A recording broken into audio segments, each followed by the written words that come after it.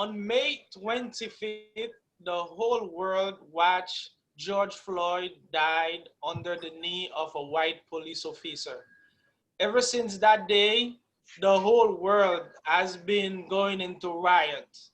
Whether it's New York, whether it's Washington, D.C., Texas, even in other countries we would have not imagined, England, Italy, even countries in Asia, you would have never imagined they took the street to protest against racism. So all of us here in the community, we felt the need to talk about it, to discuss how people feel, and to try to bring them relief. So tonight, in our Black Table Show, we have with us four community leaders that's going to discuss racism in United States. So before we move ahead, we're gonna have them introduce themselves. We start with Jennifer. Hi, I'm Jennifer Hunter. First, thank you guys for having me. I really appreciate it. I'm a teacher. I'm a self-published author of Inherited Dysfunction, available on Amazon. I'm also a small YouTuber, and I'm using my voice. I'm using my platform to send a message because this affects all of us, and silence is no longer an option. Fritzlin. Hi, my name is Fritzline, and thank you guys for having me. I've been working with children for over 10 years now, and when I look at the kids, they are our future, and what's going on right now is going to really impact them, and I'm here to talk. Thank you for having me.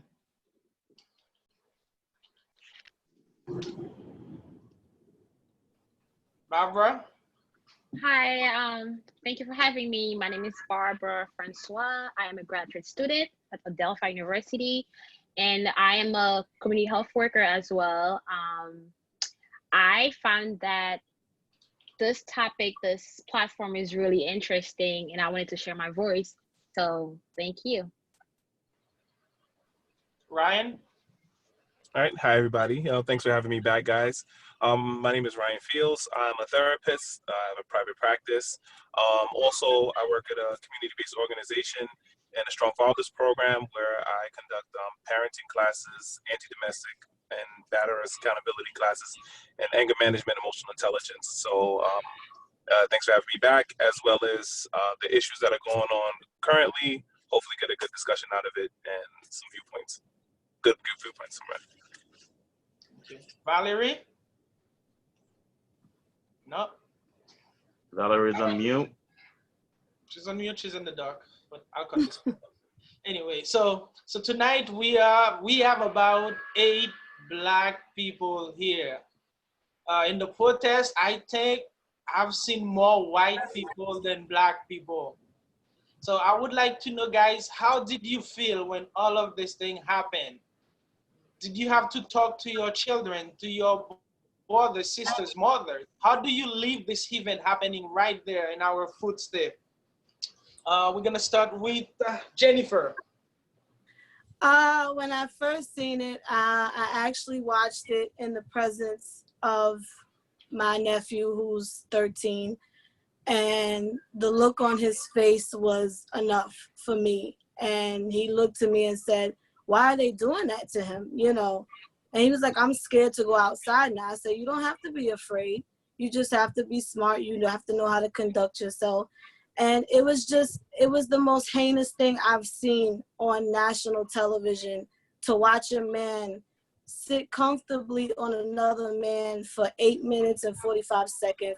Absolutely infuriated me. And, you know, I can admit that we've seen it so many times, and I myself am guilty of becoming numb to it. But this time it was like, something has to change. And I was afraid to go out and protest, but I've been to several so far, and it feels good to finally see some type of change.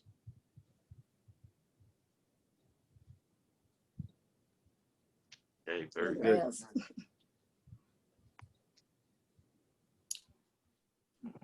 Okay. Well, Go ahead. should I start speaking? Well, when I first heard about it, because I could not bear to watch it at first, I heard everybody talking about it. I was just like, this is unbelievable. Like, this is murder. And when I finally saw it, even now I have trouble watching it. It's not something that I could get used to watching. It breaks my heart. Like something would happen, something like that would happen in the days we living right now. It was heartbreaking. Okay, very good. Wow. We're gonna go to Barbara, and also Barbara, if you had any experience with the police, I hope not. Please, as you're answering the same question, you could perhaps touch on that. Okay. I've never watched the full video because I couldn't bear watching it. I was I think I watched it for a couple minutes and I was so sad. It made me really sad. And I told myself I don't think I could watch this whole thing, but I've heard what people are saying. I'm like, okay, this is too much for me. It made me think about like everybody around me. It made me think about my life, and I'm like, okay, so what's going to happen? What if one day I encounter, someone like that, or uh, police officers like that who are not really thinking about my life. They just, okay, you're a threat. Whether you breathe, whether you say no, whether you answer the questions, whether you comply, you're just a threat. So I have nephews, I have cousins, I have uncles, and and it doesn't happen only to male, it happens to female as well, women as well. And I keep telling myself, okay, every time I see cops, I kind of freak out. I'm like, okay, I don't know whether should I look at the way, should I just keep my head straight. And that the funny thing is, I am actually dating someone who's in law enforcement, and then to see that, seeing how he's going through the whole thing, and I've never encountered anything with police. I've never been stopped, none of that. Thank God. I hope it doesn't happen. Never happened. But seeing how he's going through this whole thing, like he is depressed, because I feel like not only it shows that we have to care not only for our people, but the ones who are in law enforcement as well, because they fear for their lives. They fear, okay, I'm not going back. I feel like they fear that, okay, maybe I'm turning my back against my people because I am in law enforcement. Maybe I'm not staying because I'm in this because I chose this path, I chose this career. I feel like I'm not serving my people well, because I can't, just me alone cannot do everything. Me alone cannot change everything. And the people are very they mad, they upset. And when you watch, I didn't go to any protests because I'm like, okay, I chicken out. I'm like, okay, I don't want people to push me. I don't want nobody to, do anything to me. I'm just gonna stay home and make my comments on social media, what I have to say, share what I have to share. And I've been telling myself, okay, so what are we gonna do? It's not just them, but what are we going to do as a whole society? All right, very good. Well say, Barbara. I think also, before I ask the next question, we do want to say that we're not against the police, because we do, we do want the good police in our community. Sure. To serve us, and then we want some that represent the neighborhood too, because without that, we're not gonna have that protection. We need to see policemen that look like us, and then we need change inside the system where if one police does something or come out and speak about it against the other police, they don't get penalized. Penalized for because that. sometimes that happen where Yes. everybody turn their back on you, they call you snitch and all these things. So we do need to make that clear that we love our policemen, our friends that are police, our family, all this. So the next question, I'm directed to Ryan, is about implicit bias. We all have it. Light-skinned people have it against dark-skinned people. Dark-skinned people have it against light-skinned people. Old, young. We all have implicit bias. So I want Ryan to not only to define it a little bit, but The question is, do you think it is our fault what people think about us? So, Ryan, Well, you give me a question like that. Why can't I have the other one? That's I don't want the black community to kill me. Yeah. Well, implicit bias is a stereotype that has that's subjective but have some objectivity. Like black people love sneakers, brown people love chicken and watermelon, right? It's a social construct of that has some narrative, right? But that could also be different. So you would say black people love chicken or brown people love chicken. Um, but if you live in a certain neighborhood, certain cultures, they love chicken. It doesn't mean that brown people like, if you go to the South, that's a Southern thing if it's fried, you know, if you go to another country. So, excuse me. So the implicit bias has some facts to it, but it's more a derivative that it gives an overview of everyone. So it doesn't mean that it's true. Given everything, is it our fault? Do we have fault in it? That I would take it as maybe a 30-70% in what we need to do as people of color. If you take away the policing and the violence and implicit bias by the government and the whole social construct of racism, we still would need to do, our part as far as violence in our communities, as far as how we educate ourselves, our culture, and broaden it. So therefore, we're not just perceived as, rappers, entertainers, social workers, and angry people. That's not really true. The media just daunts on that one part and exploits that 10% of what that is. So we just need to kind of broaden that to be architects and different things. So if we have any fault in that, it's just the way, I guess, that we represent in some aspects and overall. But then that's complex within itself because brown has a lot of different layers to it. I may be brown, but I could be Hispanic. I may be brown, but I could be, sorry, I got lost right there. What happened? Sorry, I could be brown, but I could be Haitian. I could be brown, but I could be Trinidadian. I could be brown. So we need to, I think, eradicate what race actually is and means, because racism is a stupid construct, and just go with culture and take it from there, which then could devise up stereotypes and biases and let that go. So we have a little to do with it, but I don't think a vast majority of it doesn't allow us to grow and show what we can do as a color, as a race, which really doesn't make any sense. But in this current time, for race, you did mention about redlining. This is our education system, how predatory lending, what we get for loans and the interest rates against people of color. I forgot what I was going to say. Redistricting lines. Sorry. So, so when they have a district of a certain people of color, they redistrict the line. Then, if you want to, for real estate purposes, you can make one area better than the other. So a lot of it is our government, our social constructs that need to change, and the implicit bias that comes from the top corporations and our government involved in that whole scenario. Thank you, Ryan. And the next question is for Fritzlin. There were 4 police officers at the scene when it happened. One of them is a Wookiee. And to his defense, he said that the bystanders could have helped. So do you see yourself, Fritzlin, pushing a police officer away to ask them to stop?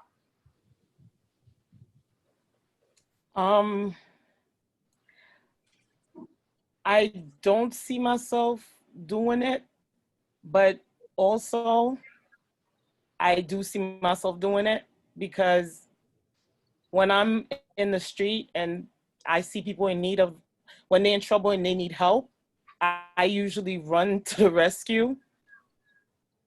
But that one is a tough one, being that he's an officer pushing him. There could have been so much that could have happened. But I think the people in this situation should have all got together, but it was happening so quick, and made a decision that everyone was gonna bum rush them or do something, because that was a tough one. That was a really tough one. I'm not sure what I would have done. I'm really not sure in that situation, but I could have seen myself doing it. Yes. I understand that, Fritzline, and you know, it was a whole 8 minutes and a few seconds. Because where I'm from in Haiti, it would not have happened that way.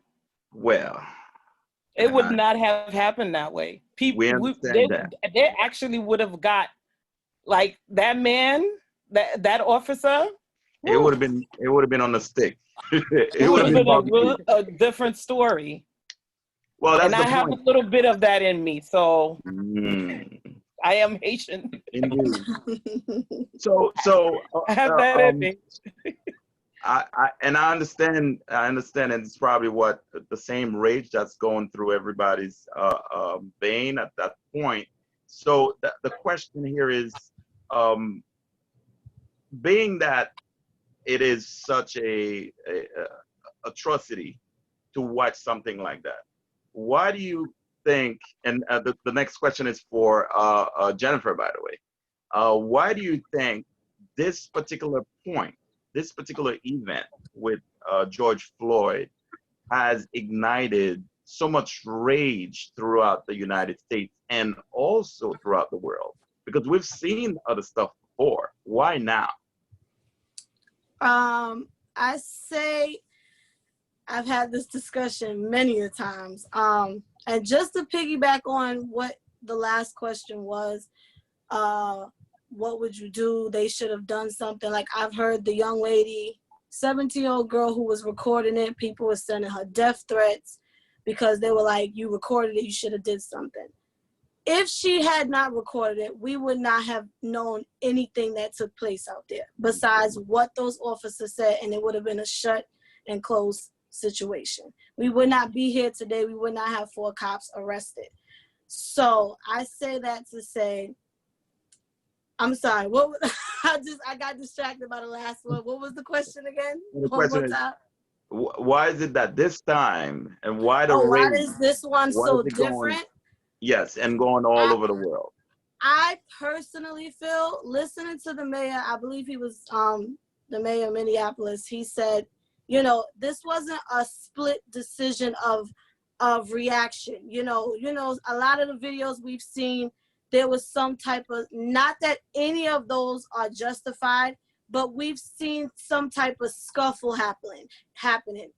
Eric Garner, his was not justified either, but you saw he wasn't cuffed.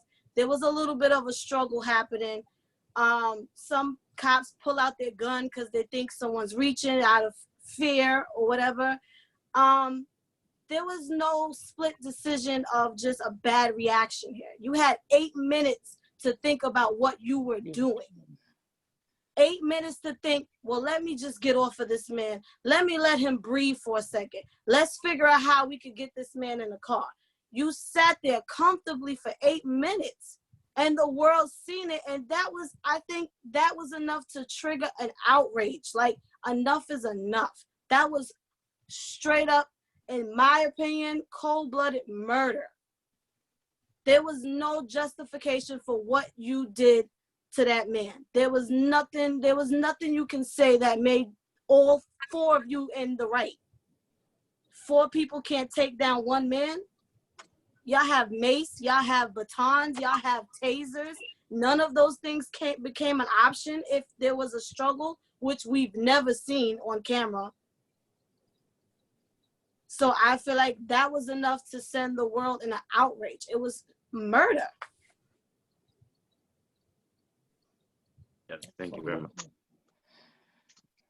Yeah, so I just wanted to really touch briefly on the because I saw a video on YouTube, because the earlier question about why nobody jumped in to help the guy, no civilian. Like, I saw a video, like the Jewish, they were doing something. I think somebody passed away and all of them was there. And I think one police officer was, like, a few police officers was trying to stop a group of Jewish people. They jump in. The Jewish people jump in to help the Jewish guy, and nothing happened to that to those people. So I don't know.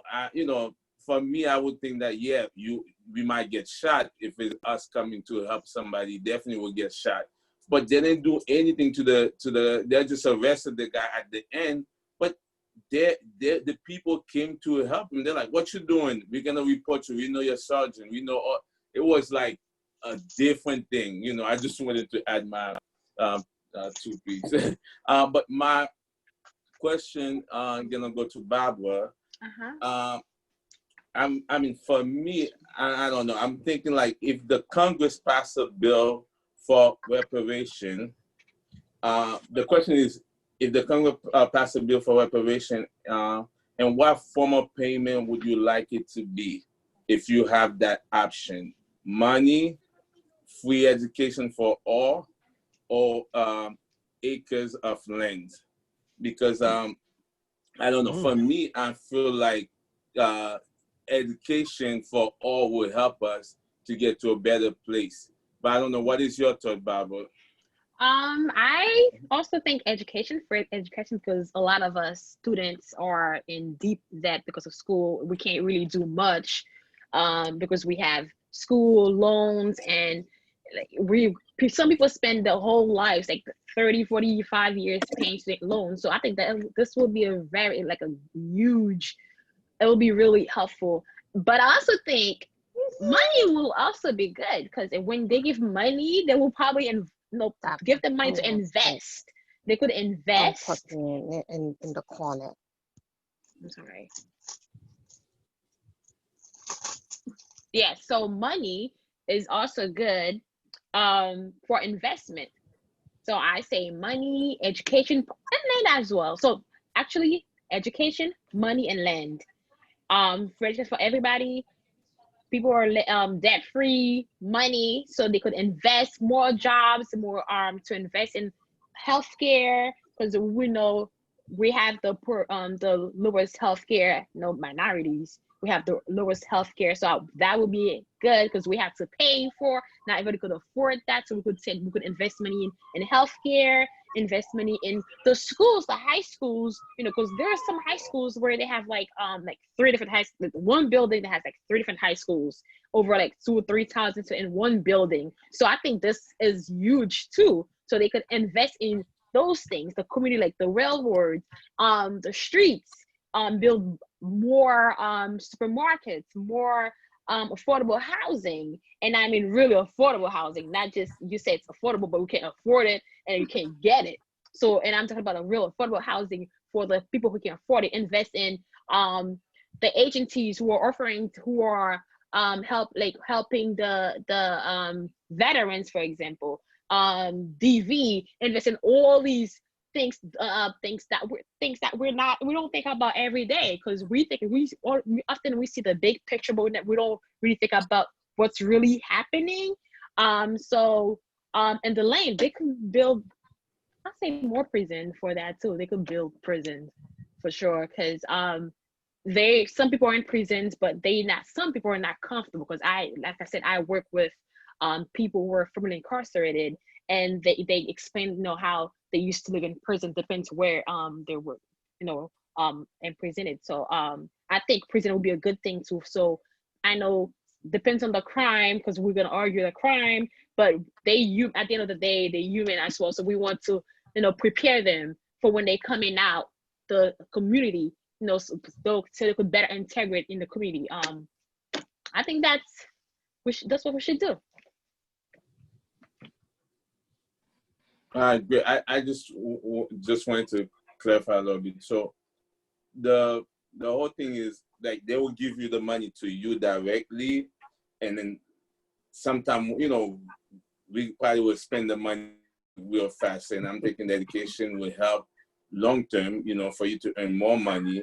The land, yeah, you could get land, but if you can't afford to pay for it, you don't have education, you don't have no job, you're probably not even gonna you're gonna lose the land to not paying property tax. But go ahead, Franklin, or whoever is next.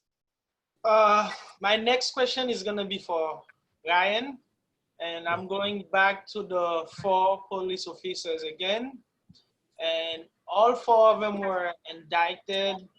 One of them of 2nd-degree murder, One of them is released on bail now, $750,000.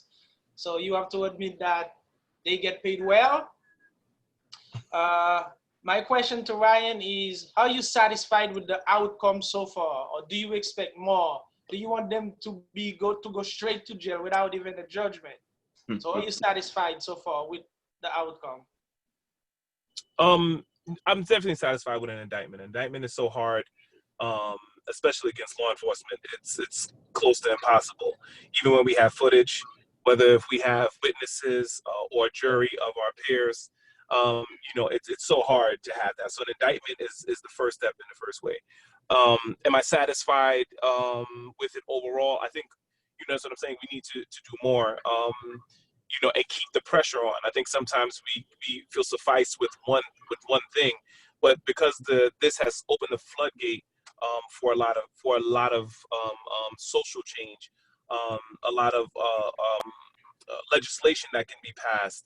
And this is why I'm saying it is a two-folded thing where, I think we don't have enough strong leaders, but we need a couple more strong leaders to kind of help and push through. So therefore, whether it's training, that psychological exam is crappy, it's trash. Actually, there's less hours, and it is true because I saw it on Instagram where they actually train less for someone to get licensed as a beautician than to become a police officer. Even though you do need, in New York State and city is different, you need 2 years college credit, 2 years of college associate to become a police officer. So there's a lot of reform that needs to happen, before I would be completely satisfied. There's a lot of different legislations and things that they can do to help that, whether it's have people in the community assistant police in their community. That helps a lot. The type of people that they have police, that actually pass the exam. These are people that pass the exam and they obey orders. They don't critically think or have been around situations, scenarios to react differently.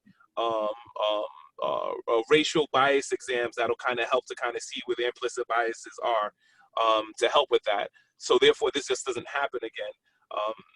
Me personally, I'm a little numb to it as a brown, American male who walks the streets of New York. So for me, being satisfied with this, it could have easily been me. I don't think I'm satisfied fully. I just think I'm quelled at this moment of what's going on. I think I'll be satisfied to see legislatively how it goes in our communities. How does that really look moving forward? Don't forget, this is a big election year for the presidency, but congressionally, we need to think about that because that's who makes our laws. What's going to happen post this case? Also, too, it might be an uproar if something should change and they don't get charged, right? So, it's a lot to wait and see. So it's too preemptive to give it that thumbs up. And also, what about the things that are still happening even during the protests, right? Are the police officers that are harming a lot of innocent protesters who are not rioting, because there's a difference, right? Are they going to get charged? How does that look? So I think I'm okay with it for now, but I don't want to jump in and say, yeah, this is definitely something I'm happy with. Very good, Ryan. Thanks for the answer here. I'm gonna take the next question here for Fritzlin, and it's about what we see in all the protests, and it's this particular powerful phrase, Black Lives Matter. 3 words. What does it mean to you? What does it really stand for? And is it a complete statement or sentence, rather? Well, Black Lives Matter. What it means to me. I have a 12-year-old daughter, and when I think of Black Lives Matter, I think of her. I think of her future. I think of her growing up. I think of the children that I work with every day in our Black community. I think of so much when I think of this Black Lives Matter. Like, our lives matter. And it's a true statement. And I stand for it. I stand by it. And I believe in it. And I'm in my house and I say it to myself and I say it to my daughter. I say, Black Lives Matter. And when I hear someone says all lives matters, it really, really bothers me, because I heard someone say, if my house is on fire and the fire truck comes and he goes to your house to put the fire out, how's that helping me? Because my house is the one on fire. It's the same thing. Black Lives Matter. They are killing us out here. Whether you are black male, woman, you are being killed. So we need to stand and say Black Lives Matter, because it does. So what it means to me, it means our future. It means our lives matter.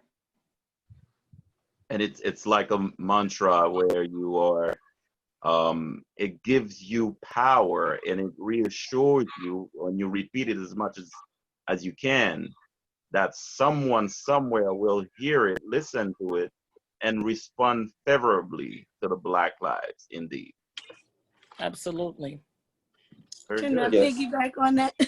Sure, go ahead, Absolutely, go Jennifer. ahead. Very good. I agree with everything she said, and it's true. Like, Black Lives Matter.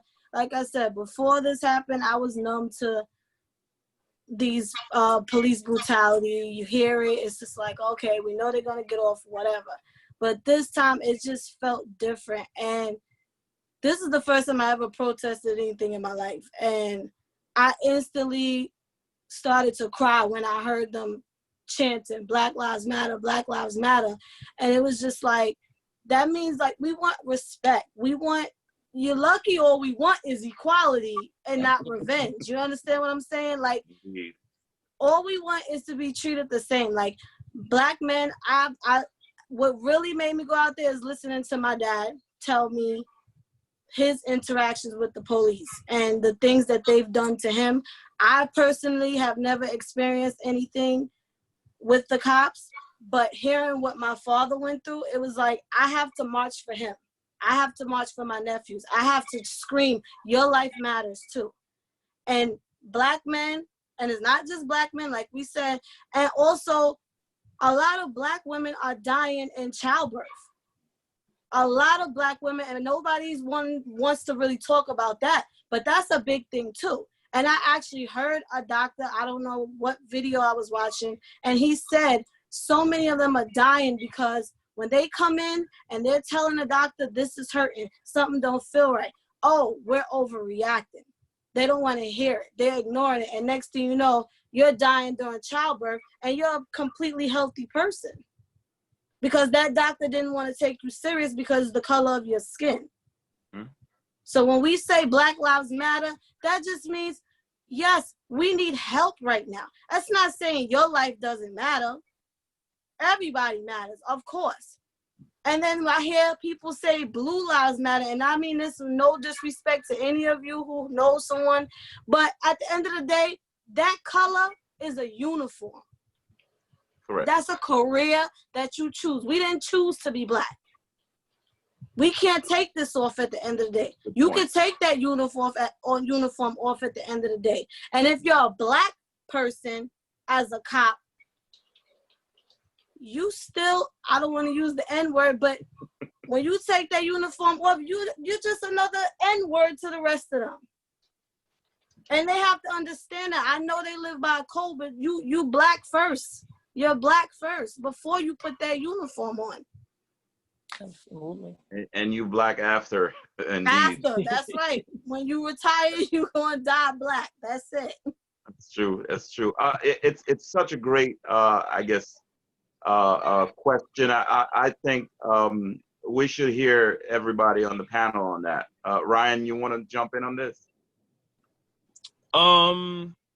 Nah, man, all lives matter. Period. I'm kidding. I don't want Jennifer to come through the phone and stab me. I don't want to stab her. Like, all lives matter. No, you know what? I saw Michael Che's thing on Instagram. It's funny because they were sharing it, and he said, just matters. He said, what's under matters? Like exists. And then he said we were even fighting for. He said we aim too low. We weren't going for equality. We're going for civil rights. Just treat me civil. We're not. That's why some of my problem is because I've I think I've become numb to it because politically I've done a lot of work, and it sickens me when I don't see enough people of color at the polls. And whether it's Tulsa, whether a lot of people don't even know that we used to own Central Park when it was Seneca Village. You know, there's so much history that brown people have that they're not privy to. Even the air conditioning down to the traffic light was made by someone of color, right? There's so much in that when they say Black Lives Matter, and I'm trying to change the terminology to brown because, you know, I love that. Well, I saw it from the movie, but then I went back to look at it, how the definition of Black and the definition of white, you know, Black means dark and scary and white. And even when in school, we learned the doll test. So, you know, because brown is beautiful, it's empowerment, you know, in the same way. But, you know, in the sense of saying that we matter, you know, why does that have to matter? You know, we should be at a level where we have that equality. Like Jennifer was saying, a hospital can turn you down possibly or tell you that you're just bugging out because the implicit bias or the stereotype of, well, you know, she's probably angry, something is wrong with her. Why is that? You know, if I was Caucasian, you know, I was white, I was thin, I looked a certain way, and I didn't seem threatening to you, probably would take me and run me through the triage and get me where I need to go, right? And see if there's anything happening in preterm labor. It should matter on a medical level. It should matter on a financial level. Why, if I walk into a bank, they're going to probably give me a high interest rate or steer me towards Brownville versus Prospect Heights, right? Why does it have to, why I should matter then? In education, right? Well, why can't I get into the school? Because my last name doesn't kind of feel right, or my middle social security number is not even, right? So on all social levels, right? Being brown takes away a lot where I should matter, not just in the policing where that's just imminent harm and physical death. That allows me social mobility. So if I want to own a home somewhere, I'm okay. I don't want to go somewhere where it's deemed white, where I want somebody to want to come to a school because it's brown kids that are there because that school is just as good. I want hospitals or enough hospitals, not defunding. I don't want to go somewhere where I feel like I can't financially, I have to live check to check because they're increasing rent and not ownership and personal ownership on me because they know a whole bunch of brown people live in this one area. You know what I mean? So, you know, Black Lives Matter, you know, I want to, if I could, I would change the terminology because I don't want matter. I don't want to be civil. I want to be, you know, I want to be equal. I'm not equal. I want to be equitable. You know, I want my equity as a man of color. I want my women of color to be equitable in the same way, to have those same opportunities. And that's where it really stems from. All the brown lives should matter when we want opportunities, when we want jobs, whether we want education, whether our housing, we want what we want. I don't want to fit into the boys club of blue and I'm brown and I got to acclimate to a whole different environment that's going to help me hunt down people that look like me. I want it to matter all around. So, you know, what it means to me, again, I'm a little upset because I want it to mean more and I want this to move forward. And it does matter, especially my daughter, she's 18. Unfortunately, police don't target women of color as aggressively as do men because they feel it's the threat, but they are more sexually assaulted by police officers. That's underreported by far. You know, so I want brown lives to matter in equity, not equality. Very good, Ryan. Thank you very much for your answer. That's definitely a great perspective here. Barbara, you wanna jump in on this? Oh, you're on mute, Barbara. You're on mute. I forgot. I'm sorry. I totally agree with everything that they said. I've had an experience where I went to a job interview and, you know, they expect you to dress professional, and there were other people, Caucasian people, and they come as if they were going to the supermarket, and guess what? They got the job. And mind you, I have the, you know, all the qualifications. I met all the requirements and I came prepared. I answered the questions and the person just came, you know, like as if, okay, this is my living room. I came here to talk to my friends. And they get the job. And it happened to my friends who are nursing, my friends who are in social work. Like it's like Brian said, I want it to be more than that. It's not just, okay, I want to leave. I want to walk out free in the streets. I want it to be more than that in every sense, in every way. I totally agree with you guys. Thank you very much. Yeah. All right. So, so we're gonna move to the next question. my thing is, as you know, with the criminal justice system, that we really don't get represented. One of the areas that I feel like is very important, which is jury duty. But the fact is, many of us don't want to participate in jury duty. So my question is, jury duty, do we know the importance of it? Because many of us trying to get out of it, and it's going to affect our peer because we're not really judged by our peer. We have, just in everything, we need to have people that look like us to represent us, So to Jennifer, how important you think is jury duty? I'm sure I've never been on jury duty. I've never been picked for jury duty. So, I've never had that experience, but I'm sure it's important because a lot of times, like you said, being judged by our peers, but most of our peers are not there. Most of our peers don't want anything to do with jury duty. You get that letter in the mail and either you ignore it. And I'm guilty. When I was younger, I ignored it. I got a fine. I had to go to court and everything for it. But I've never actually sat in a jury. But it is important because that is the time for you to be there for your peers, so you can have a voice too. And most of the times we are not one of those jurors most of the time. So I think it is important to do jury duty. I do. I don't know how important, I don't know all the details of it, but I know that it's important that your voice is heard when someone, a lot of times our men, our women, they're in jail for petty crimes or things that, a lot of innocent men and women are sitting in jail because of the color of the skin and because we were nowhere to back them up. Definitely. I would want Frank Bonham to elaborate on that because Frank is a future lawyer. The jury a lot of things have happened on Black people. Trayvon Martin, I still believe if he had a good lawyer, he would have won. Yeah. He would have won, but somebody made a comment last time, like we have jury duty. Sometimes it's not the lawyer. You have a group of people that has to decide. They have the video, they've seen everything that happened. And it's come to the jury to decide. So my thought of this has switched. Is it the jury? Is it a good lawyer? I don't know. So if you can tell us what is the responsibility of the lawyer of a jury duty, how do they come to a verdict? Who is responsible? Is it the judge? Like, it seems to me like the judge is nothing, but when it comes to sentencing, the judge has the power. Like, who makes the decision? Yeah. Frank, the lawyer, tell us. No, future lawyer.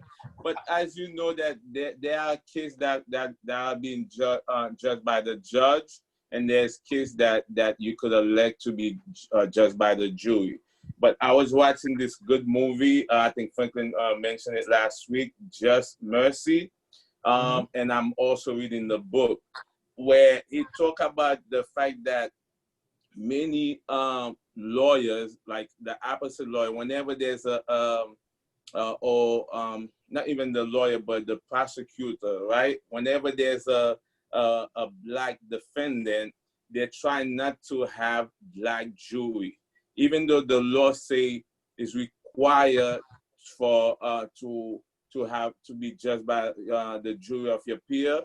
But what they do is, as long as, yes, they're able to have you come in, but they don't have to pick you. So I think they need to have better law. So this way that is required for you to let's say, at least to have 3 Black people, 4 Black people are the group of jury that is being picked. And then also I think that they need to, the judge sometimes have too much power. Certain state allow you to have the judge to make this, overrule the decision that the jury make, and as you know, also the other problem is the implicit bias, that as soon as you have a Black defendant, what do the jury think? Especially whether it's white or older Black people, they already think that, hey, they're guilty, right? Just because of the color of your skin. So there's a lot of work that needs to be done, based on the law, and also on people. We have to change their mind and change their heart. And then I think that's where we have to start. Thank you very much, Frank. I think I learned a lot tonight. Frank is a future lawyer, in case you didn't know.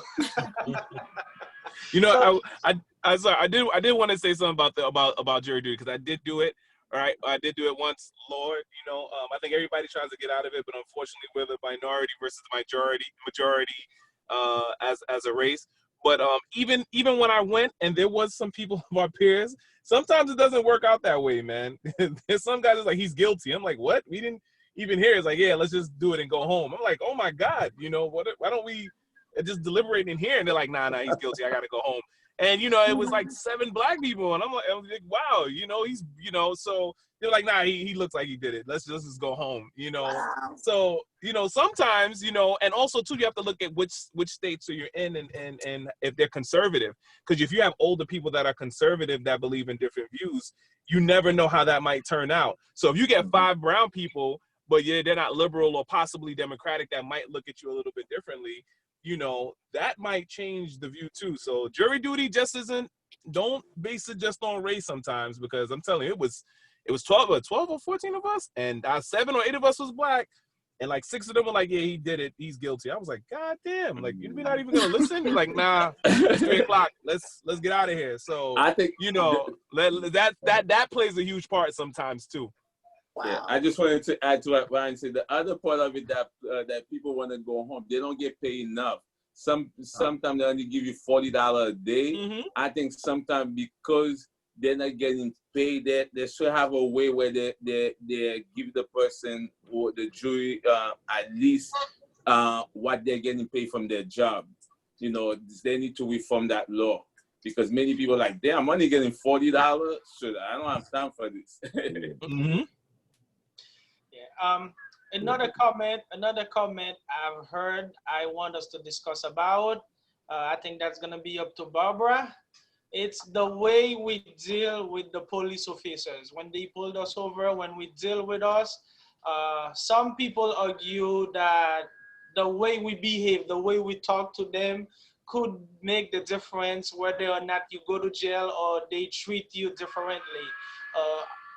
Are you supposed to be polite with them, or do you have to know your right? Do you have to raise your voice? What is your opinion on that, Barbara? Well, you have to be polite for sure, and you cannot raise your voice. And then you have to know your Fifth Amendment rights, as well as you always have to keep. One thing I always tell my friends: if you get stopped, especially my male friends, if you get stopped, just keep your hands where they could see it. Just like trying to, because if you're trying to argue, first of all, they have a gun. Even if you have one too, they have a gun. And the first thing that they always do, they always try to reach out for their gun. They have one hand right here, and then, okay, sir, get out the car. Sir, what are you doing? And all that. And then you're like, okay, you're arguing. You're like, okay, so what are you doing? So it's best when you know your rights, and then make sure. I think with this thing, electronic right now, it's a good thing. You could record the thing that's what's happening, which is a good thing, because a lot of things happen, and then you don't know about. People died, people get mistreated, unfortunately, and then they never record that, and it's your words against theirs. So definitely you have to be polite, and then still be firm, not just, okay, why do you want to search my car? Do you have a warrant? You have to know your rights. You have to ask questions as well, and you have the right to even ask for counsel, which they can't refuse. They cannot refuse that. So if you're rude, you're being aggressive, it'll make matters even worse. I understand sometimes you're in your right, and then they're just stopping you. They trying to turn things around, turn the table around. So it's best that you keep your your calm, and because you want to go back home, you want to go home. And then if they arrest you, call your lawyer. Don't ask any questions. Do not don't get into anything with them. Just obey. And when you get there, you call whoever you have to call, your lawyer, your family member, and then just deal with it. You know, so it's best. That's in my opinion, it's the best thing to do. Yes, very good. I want to jump in quickly and say that indeed, knowledge is everything. So I think we have a lot of work to do when it comes to educating our brothers and sisters, because in reality, when you have knowledge about your rights, you will not get excited. You will not get all frustrated about it, because you know what. Van, come on, man. Van, I'm sorry. Come on. Look at George Floyd. I'm That's ready a to be perfect like, example, I'm man. like, Come tag me on. in here, That please. man ain't complying with nothing. Van. I love you, man, but come on. The guy, I mean, I know what you're getting at. I know what you're saying, and it makes sense to try your best to, but that doesn't happen to white people. And they don't have that same fear and that same phobia, because even if you comply and obey, right? And I understand the gun is power. I always say it's the traffic cop versus the regular cop. I talk shit I talk crap to the traffic cop all the time. I'll do it different to a cop because he can take my life.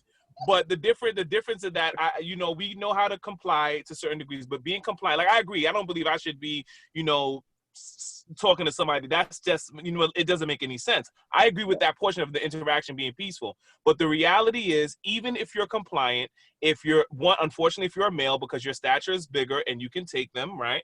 You are 70% more likely to, right, become a victim of police brutality and or violence. And if you're brown and you're a woman, you're only 10% to maybe 15% under that. So you have people that comply, that even if they run, how many people that are white were captured that have murdered people with no intent, right? Versus people of color who probably run, and they have rubber bullets or tasers that get harmed fatally, and it's a mortality that happens at a higher rate for people of color with compliance. Absolutely, but we're not discussing that. The question was, what is supposed to be your behavior when you are stopped by a cop? That's really what it is. Are you supposed to be excited? Are you supposed to be argumentative, or what? I personally feel like it's hard to say what your behavior is supposed to be. It's all about that cop that pulls you over. You may get a cop who doesn't mind you asking, why are you stopping me? I know my rights. You might get a cop that's like, okay, but then you might get that one that don't care what your rights are. You can be as calm, asking questions, but because of the color of your skin, it's still going to be step out of the car, get down on the ground. So sometimes it doesn't matter what your behavior is going to be. It's about what that cop's behavior is going to be. So what should you do? In a sense, what is the best behavior to have? I understand you saying it doesn't matter what your behavior is, but you still have to be compliant. I think compliant and firm. Compliant and firm would be okay. Compliant and firm, yeah. Compliant and firm. Correct. You don't come off aggressive. Why are you stopping me, officer? Correct. Right. Most of the time, get your license and registration before they even get to the car. That's how I feel, because that's the first question they're going to ask you. Make sure your paperwork is sitting right there so your hands is visible. You don't have to reach for anything.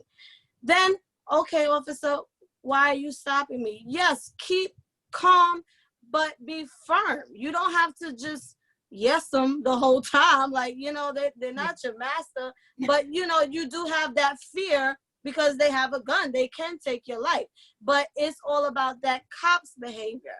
And it's hard like I said, I'm speaking because I had this conversation with my dad. I feel like a lot of officers, black men, it's very hard for them to keep their cool, because at the end of the day, they're men. You want to be respected as a man. And I feel like a lot of cops take advantage of that because they know black men are not going to just sit there, or a man, period, is not going to sit there and just let you talk to him, and diminish him like he's nothing. A lot of men are going to feel the need to speak up, and that's when the situation escalates. And a lot of them know that, and they trigger those, use certain words to trigger that man's attitude. But obviously we have to conduct ourselves a certain way, but also be firm. But it's all about who's pulling you over. Yeah, but go ahead. Well, with that said, I remember something that happened to me with an officer. I was parked at a bus stop, and she was coming. I ran in somewhere, and I was parked, and she came to give me a ticket. And I ran to the car and she was holding my door and I pulled my door from her. And the minute I did it, and I'm looking like, I'm sorry, I'm sorry, I didn't do it. And she's looking back at me like, Mommy, what happened? What happened, Mommy? And I'm like, I'm sorry, I didn't mean to do it. Just give me my ticket and we could, it's almost like now at times, I feel like the men, especially the Black men, they should just let the police give them the ticket. If it's a ticket they want to give you, fighting, I understand. I see the videos. I see the reason that they fight, but you got to think of it this way. You want to get home to your family. You want to be alive, because it's going to escalate. It always does. Let them give you the ticket, because that's what they could do. And if they want to arrest you, even arrest you, let them arrest you, because it's going to escalate. The minute you start scuffling or speaking out your mind, it just goes somewhere else. Right. Live to fight it in a different way. In a different way. It's just not worth it. Yeah, also you could file a complaint afterwards, with the internal affairs and all that. Just file a complaint. They validate your rights. You know what? But even though you have the CCRB, which is the Civilian Complaint Review Board, and those are things that you probably want to have happen. You want to have that done. You want to make those complaints. You got the Freddie Grays, where even if that happens, and I agree, maybe you don't want to be as aggressive, and have those things happen. But some people don't make it to the station. So yes, I agree with what you guys are saying, and to be compliant as much as possible, a million percent. Trust me, I'm usually like, yeah, okay, no problem. Hey, I'm like, this is where I give the directives, and it's not a problem. The only issue is that some people, no matter how compliant, which is the problem, right? Like, how do we respond? I don't think you should be ratchet, aggravated, nasty, and no, nothing comes from that. I do know though that some people don't make it home. They still get beat on the way. They still, even if you take a look at George Floyd's video before they put him into the car, or or before they were beating him and shoving him into the car, or you get people that are compliant, like, what I do, man, and they going on, or you get the oh my god, it's right there in Staten Island, I can't breathe, Eric Garner, right? I'm sorry, things like that, they happen. So compliance, even if it's not malicious compliance, still takes place, and that's why the reform needs to happen. So that question is kind of hard, because it's like, yes, we should be compliant, we shouldn't be angry, that shouldn't happen. However, I've seen plenty, and I get it, that's why I said the equity. I've seen too many videos, or have witnessed in my own eyes, where people who are white, whether they take the high escalated route or the compliant route, where the compliant route always wins and the high escalated route doesn't. So that question is very, very hard to digest. I do believe in compliance with being firm. Like, here you go, no problem, what's the questions? And knowing your rights 100%. That you have the right to remain silent. The Miranda is the most beautiful law ever invented. Sometimes it's good just to shut up and wait till if you could get your lawyer and get there, and then take all the actions you need after. However, it is just too rampant of an issue where some people don't make it to the precinct, or if they make it to the precinct, they're harmed and they're battered, or they're going to the ER because they fell, or something happened, or they were resisting. So that's why the issue, unfortunately for me, is it's too gray of an area to say, yes, you want to make it home, but even if you do everything, you may not still make it home. You know what I mean? That's just the hard line to let that go on. I know, Frank, you were gonna ask the questions, but I just wanna ask that before, because it's linked to what we're discussing now. I've watched a video this week about a couple of police officers talking about a quota. They have to make quota of arrest, quota of number of tickets they have to give within a month. So it comes the norm now, and then that's why you have those police officers tap you and try to trigger something just so they can arrest you. So I don't know, Jennifer, if you have seen that video, what is your opinion on that? I didn't see that video, but I do know that they do have a quota. A lot of times, whether it's a ticket or arrest, they do have a quota. And sometimes, like I said, they will use trigger words to escalate, no matter how calm you are. A man wants to be respected. You can't use certain words, calling him boy, or, those type of things without a reaction. Yes, sometimes it's best to just shut up, take the ticket, and go. But a lot of times they do trigger these things for it to escalate and they get their arrest. I do believe they have a quota. Yeah. So I wanted to jump in because I saw this on the news the other day, which they mentioned, they say many public official, we have access to their record. Should we have access to the police record just like, you know, a teacher will have access to their record to see how they're behaving because they're dealing with a child every day? I think some elected official, we have access to their information also where, you know, they're not doing right based on what they're voting on. You know, should we have access to the police officer record? So this way, when he does something several times and then we see it's not being reprimanded by the department, that we could speak up about it. This question goes toward Frislin. Absolutely.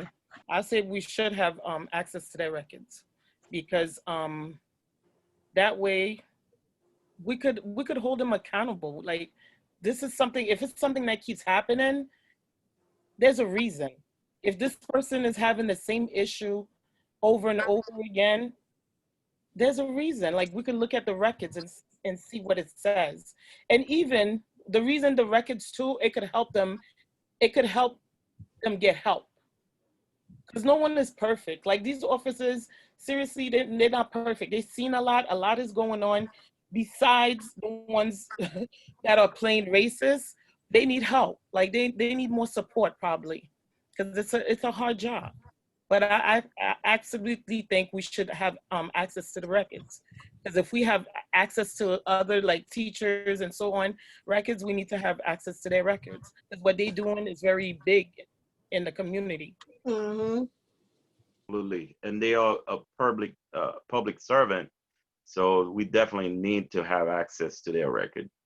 One question that is important, I think, for all to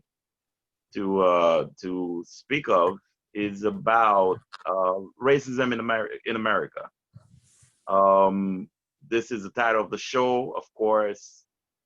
We know that it has been something very ingrained in the culture of America. But I think we got to a point, 2020 came around with this momentum where it needs to be ended. But now, what are we expecting from white America? Are we expecting them to be not to be racist, or to be anti-racist? What should white America be? And that goes to everybody. I mean, we're always gonna have racists. We can't change how people were raised, but I feel like it's not enough to just say I'm not racist. You need to be anti-racist, like you said. Those who are racist, there's nothing you're not. No, let me not say that. Some people can change, but I feel like the white people who say, well, I'm not racist, well, then say something. Be anti-racist. When you see some injustice happening, speak up for that person. If you see a black person is not being treated fairly, then speak up. Don't worry about what your relatives who are racist are feeling. If you know that it's wrong, then it's okay for you to speak up for us. So I feel like that's what we're expecting from white people right now. It's not enough to just say, well, I'm not racist. I love everyone. I don't see color. No, I want you to see our color. I want you to know that we are treated differently so that you can speak up when you see an injustice taking place. Absolutely. Barbara, you want to say? Yes. I think that racism isn't something that we could just get rid of in a day or in 5 years or 20 years from. It's not something that we could get rid of. It's my thing is, if you're racist, it's if you act on it. You know, you're racist and then you act your behavior just because you're racist and you see someone who's black and then you're like, okay, I don't like you, you're black, you know, I'm gonna do this to you. When you act, because you could be aware of your bias. You have to be aware of that. You know, you can't act upon it. If you know, okay, you don't like certain things just because we're in the same, we work in the same place, we go to the same school, you know, okay, all right, I'm racist, but that doesn't mean I'm allowed to be you know, trying to find a better word because what I'm thinking about is inappropriate, you know, I'm allowed to be a pain to this person or hurt this person because, you know, I don't like this person. So it's you know, like I'm sorry, I forgot. Jennifer said, you have to write if you know, okay, you're not racist, you see something's happening, you know, there's a bigger change, like chances that if you step up, things will not happen. If I step up, if I'm Black and I see something happen to my other Black friend, I will get hurt for sure because I'm Black. Okay, you're a threat. But when it's somebody's white, like, okay, all right, no, yes, ma'am, I understand, ma'am. You know, they have this pass, they have this free pass Privilege. they set up for something. Okay, that's it. And I got very upset early when I saw something on Instagram where a lot of these Caucasian actors were like, "Oh, I stand with you guys. I love you guys. I should have said something, guys." I'm like, "What are you doing this for?" Like, even in the movies, you guys portray us as, you know, we're the bad guys. If you look at the movies, the songs, it's like, okay, really do that in your movies. Do that, you know, how in your music. Do that. So just you gotta start, since that's your domain. Start from there. You know, treat how your work, the things that you portray to the whole world, do it now. Do that now. Don't just say it. It's the action that matters. Right. First Lady, you want to say something? Yes, what was the question again, please? Well, the question is, what are we expecting from white America now? Is it just being not racist or anti-racist? Well, we expecting them to be humans and to step up, and because this is what we're asking for, seriously, is just human rights. And as a white person, or before, when this all started, I was like, okay, certain things I didn't want to post because I have certain white friends. I was like, they might get offended. But then I started thinking about it. I said, the things that are being demanded are basic human rights. If you have a problem with me posting that, we shouldn't be friends anyway. So they need to step up. If you see something is going wrong and you're a white person, it doesn't matter. We are from the human race. It does not matter. You need to step up. You see injustice. And especially, you've been privileged. And I don't want no white person to tell me that they have not been privileged, because you have been privileged. You have a privilege that I will never know anything about. So therefore, in America, you need to speak up and you need to step up. And by them stepping up, it will definitely make things better. And for them, stepping up is being anti-racist, pretty much. It's not enough to be just not racist anymore. Ryan, you want to chime in? Definitely. Well, well, yeah, you know what? If you, I mean, that again, a lot of this is multi-levered. Unfortunately, believe it or not, you know, a lot of colleagues and I, you know, believe it or not, capitalism comes before racism. Capitalism invented racism. One of the main points in American race, because America started racism. Slavery was always a thing. Unfortunately, American racism, indentured servitude was really hard. I mean, some brown people were able to buy back some of their slaves, but very, very hard. And then after they kept changing the laws to make it punitive for people of color, because that's how they separated, you know, a lot of the poor people. You know, the divisiveness was that the wealthy, because white people were enslaved too here, right? It was slavery was what it was. Those that came from that West African slave trade, you know, that came here because of that, weren't able to receive indentured servitude. So, you know, if you look at it from that standpoint and really understand that it was a mechanism, you know, like the Nathaniel Bacon Rebellion happened in Virginia, All bad things happen in Virginia. I'm sorry for the start of, or Louisiana. That's where it really took place for the elites to separate people by color, and started to do that. And even had people of color have their biases against lighter people of color, right? When the slaves masters would sleep with the women, with the brown women, and buck breaking and so forth. So when you know where it comes from at that point, what I want white America, which I'm really saying corporate America, my white government America, or my brown people that are supportive of the right in America, which kind of said to the question of what you said before, what would reparations look like? And especially in racism, because racism is a social construct. It doesn't even make sense. On the spectrum of racism, you go black, white, Hispanic, Asian. Those are cultures. So to eradicate that, right? And what I would like people not to be do is have their biases that goes from us, and especially from white people. I want them to remove the bias by acknowledging that color has been able to utilize privilege, whether you use it or not. You can use it. I want our government to give us equity. I would like, and especially the white government and people who are wealthy and are rich, to acknowledge that it's because most of them, unfortunately, that retain white, that wealth are white, right? And be able to distribute that wealth so that we can move along, and in our status, whether if you want to continue using race, starts to improve. So therefore, there's no more looking at the implicit bias of race, where you see a brown person, you think gangster, this, that, whatever stereotype you think. The same way, like when we think Hispanic, we think drug dealer.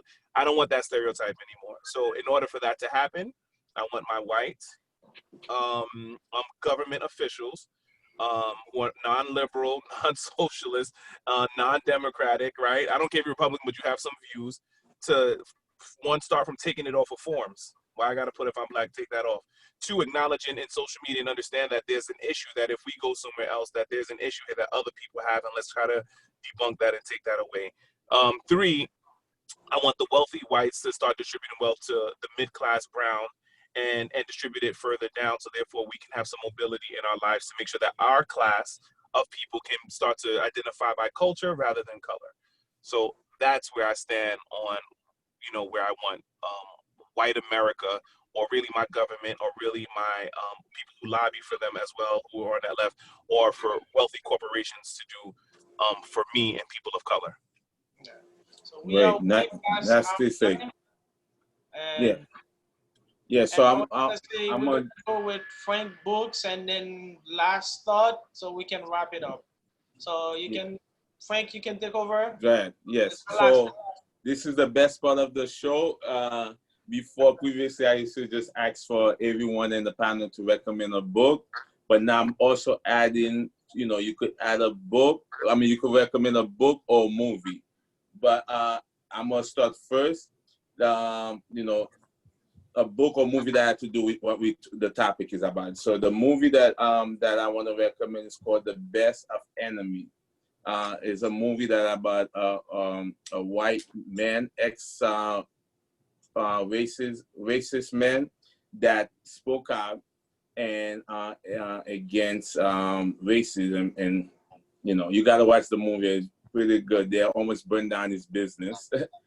So sometimes they do speak out, but something happened to them. Then the other movie, the other one is a book called Just Mercy by Brian Book. This is that's a book that you guys could read. So we're gonna start with Jennifer, and also Jennifer, mention your book a little bit, also so people could go out and buy it.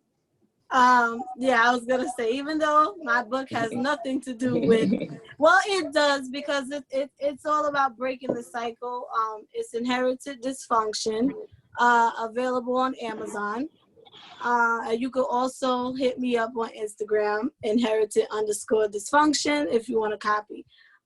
It's not about police brutality or injustice in America, but it is about family and growing up and trying to break those cycles. And that can go, even though this is based on a Black family, that can go for white families as well. Break that cycle of racism, because you're not born with hate. you're not born with certain things. Those things are taught, and it's important for us to break the cycle. So that is definitely what this book is about. Also, a movie I would suggest is, especially for younger kids, because I feel like they are the ones that are going to change the future. So The Hate U Give, it's about a young girl who was right there with her friend when the cops gunned him down for reaching for a hairbrush. And they were stopped I think they were parked and the cops pulled up behind them. The movie is an acronym of Tupac. I don't know if y'all know his tattoo, Thug Life. It's an acronym for Thug Life, The Hate U Give. And it's a really good movie because it shows the struggle she's dealing with, with the cops bothering her because they don't want her to testify against them. And then you have her own people who are looking at her as a snitch, and just the struggles of growing up and having to deal with stuff like that. So it's a really good movie. Firstly, you next. You have a book or movie, either one. Well, the movie that I would recommend, I was sitting here thinking, I would say The Color Purple. It's an old movie, but you could get a lot from it. There was one part where I always had trouble watching, was when Oprah was like in the middle of the street, and she did something to a white person, and she was in the middle, and they circled her, and they was about to hit her, and she was trying to get her kids to be taken before they could witness her being beaten. And that was always a hard part for me to watch. And I think the young generation growing up today, they could watch and get a lot from it. A book would be Malcolm X. Oh, great. Malcolm X book. Yes, the book I will recommend will be The New Jim Crow. I have this book. I read it like twice for school. It's a great book. It's a lot. If you're not really into like for me, like I said, it was really hard to read. It was really hard. I did skip a couple pages because I was like, oh my God, I can't read this. But it's a good book. As far as for movies, I don't really like watching movies about brutality because they make me sad. So I'm more a cartoon person. So but there was a show that I watched. It's The Murder to Mercy, Cynthia. You guys could watch that show. It's a great show. I think she killed the person who what's the word I'm looking for? No, her abuser, and then she was put in prison for that. So it's a good show. Okay. Ryan? Sorry. Actually just two movies. The one would be Black and Blue with I forgot Harris and Tyrese. That was really, really good. It was a really, really good movie. It showed police corruption, the way that the neighborhood feels about the neighborhood, people interacting, what needs to be done, within the community and her within the community, as well as the police, and even her struggles being a brown police officer. It was a really, really good movie. And also another movie I would say is Bullsworth. It's with Warren Beatty and Halle Berry. It spoke so many volumes about race, inequality in government, and and it exposed a lot on how our government is infraction and the infractions in our government that plays a part, against us, and things that we need to hear, we need to see, because if we don't, then we turn a blind eye to it. It's kind of like I did a couple of protests, and it was good to see. So in that movie, it's kind of funny because it talks about how brown people need to do more, and and only the older people do it. So it talks about a lot of topics that we should be actually addressing. So Bullsworth has Warren Beatty and Halle Berry, and Black and Blue with Tyrese, and I forgot the girl's name. Harris, I know the last name. But it was really, really good. Great, thank you, Van. All right, tonight I am gonna suggest a movie. It's the name of it is Skin. It's a 2008 movie from. It's actually based on a real story about Sandra Lang, and it's a South African movie. And what it is, it's about a colored girl that was actually her parents were white. It's very powerful because it also depicts the fact that white is also not just a color or absence of color for that matter, but it's also coming from black. And that proves it there, and it goes through her whole trouble, tribulation, and of course how the parents reacted of the fact that she was being uh, subjected to racism. Sorry, So I think that's very powerful. what's the name? Yeah. Skin, Okay, the 2008 movie. thank you. Franklin, you're on mute, Franklin. Franklin, you're on mute. You always save the best for last. I'm a movie guy, contrary to Barbara. So I'm going to refer two movies tonight. The first one is Black Klansman. One word spelled with 3 Ks. It's about the first African American that was a police officer, and then he went into the dangerous mission to infiltrate the Ku Klux Klan. I can't even pronounce it. The son of Denzel Washington stars in it. John David Washington is young and handsome like me, so it's a very good movie. And the second one is it's like a documentary style by a Haitian producer, Raoul Peck. I Am Not Your Negro. It's about the speech that James Baldwin made at the Congress in 1964, something like that. Powerful stuff. So I Am Not Your Negro and Black Klansman. Black Klansman, that's a movie from Spike Lee. So we're gonna have a final thought.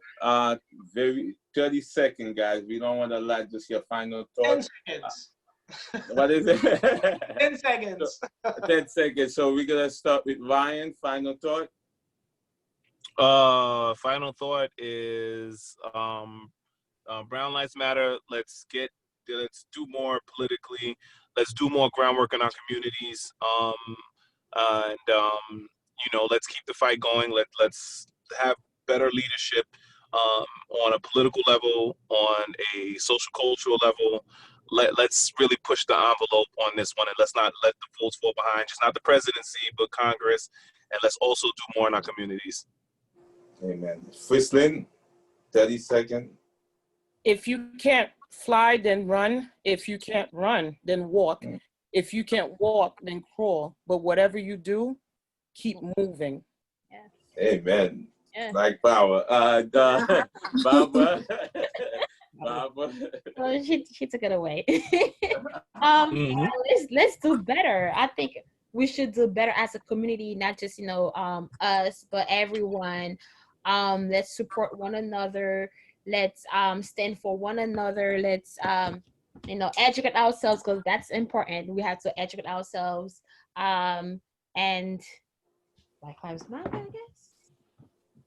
Yeah. Right here. Okay. Jennifer. Don't get tired. Don't let this just be a moment. Keep going until we start to see real change. Educate yourselves, and myself included, because like he said, it's not about just the main presidential vote. There's 3 branches of the government that we all forgot about. We learned it in school. Legislative, judicial, and presidential. I got you. I got you. Myself included, we forgot about it, and we have to really start educating ourselves, and do not just vote for the president. You have to vote for everything. Okay, go out to every vote. The same way y'all stand online for sneakers, y'all can stand online to vote. Amen. Amen. Franklin. 30 seconds. Yes.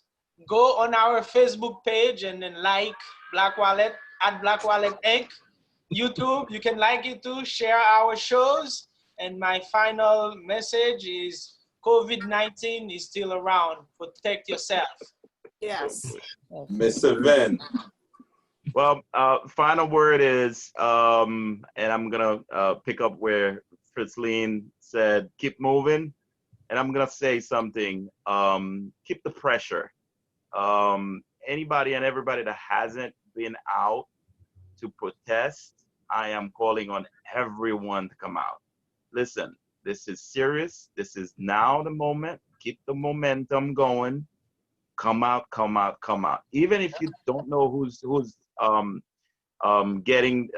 organizing the protest, join something somewhere. Even go at the corner of your block and keep a sign up and say what you feel is right for you.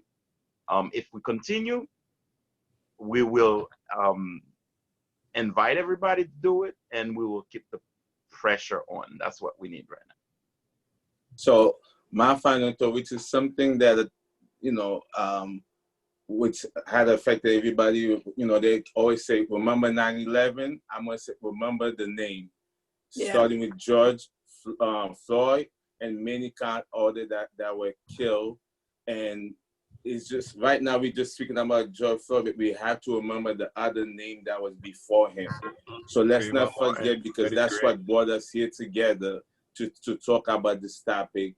And then let's keep up the work. Everybody have a job to do in the community, or either in the backyard, their family. Each of us have a job to do. Let's get started. We started this Black Table to talk about many topics to help the community. Every one of you could do something, that whether to help the young Black kids, you know, to help our community, to help get something done. It is our responsibility. So I want to thank everyone for coming, taking the time out. It is important. So I invited a lot of people, but not too many people came. But that's the problem we have. We don't support each other, and then we don't get involved in the community. It cannot just be about just going to work 9 to 5. It's too important. There's many things we have to do. You know, going to work and coming back home, that's not enough. We need to start back again to whether we're gonna boycott many companies that don't support us. You know, it seems like since we got the election, we got a Black president, it's done. It's not over yet, people. We need to continue the work. It's not over. Thank you all. Black Power. Thank you. Thank you. Thank you. All right. Thank you, Bye-bye. everybody. Have a Thank good you night. for having us. Bye bye. Take care. Good night. Have Good a night. good one. God bless you.